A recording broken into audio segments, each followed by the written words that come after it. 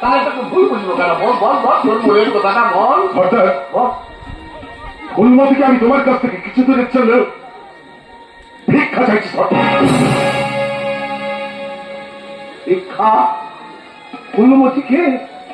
রে ফুলমতির যে কে বাবা মা তাও আমি জানি না, আর ফুলমতিও আমাকে কে তাও জানে না।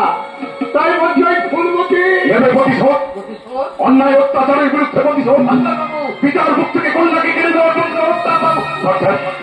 তুমি না করো না। আমার পাগলের মাকে সুস্থ করতে তুমি কথা দাও কিছুদিনের জন্য ফুলমতিকে আমার মায়ের কাছ থেকে রাখবে। ঠিক আছে ঠিক আছে, আমি তোর কথা দিলাম। তোর তোর ওই ব্যথার মনে আশার খোঁজ জানাতে, তোর ওই পাগলের মাকে সাহায্য করে তুলতে আমি তোকে কথা দিলাম। ফুলমতি তোর সঙ্গে যাবে।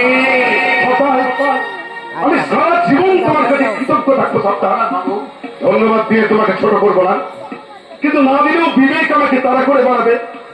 তাই তোমাকে দিলাম অনেক অনেক ধন্যবাদ। অনেক অনেক ধন্যবাদ।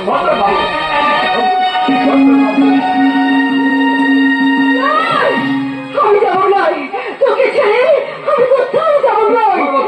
আমার ছেলের সাথে গৌরু মঙ্গলু ফেলকে সব সঙ্গে ফেরিকে ছেড়ে আমি কোথাও যাবো নাই। তুই কথা দিয়েছিস ভদ্রলোকে? তুই বল বল বল। আমি বলছি ভদ্র বাবু, বাবু তুই আমাদের বস্তিতে কেন আসিয়াছিস? আসতে নেই করছি। সেদিন তোমাকে বলেছিলাম তোমাকে সাহায্য করবে, আর সেই আশাতেই আমাদের বস্তিকে তুই এক করে চলে যা। না না ফুলমতি না, ভদ্র বাবুকে তুই এইভাবে দাঁড়ায় দিস না। আমি যে ভদ্র বাবুকে কথা দিয়েছি। তুমি আমার তোর আমি কোন কথা শুনবো না।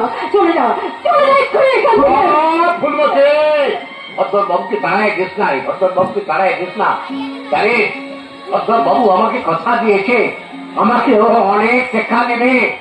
সেই টেকা আমি ঘরে যত তোর জন্য একটা ভালো লেখা দেখে তার সঙ্গে তোর আমি শাদি দিয়ে দেবো।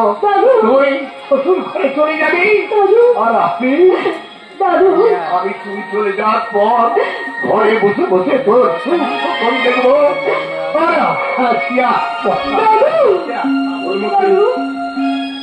তোমার কাছে আমার ফিরে তো হলো না। আমি বড় অসহায়। আমি জানি তুমি পারবে কন্যা হারা পিতাকে সান্ত্বনা দিতে, তুমি পারবে আমার পাগলের মাকে সুস্থ করতে।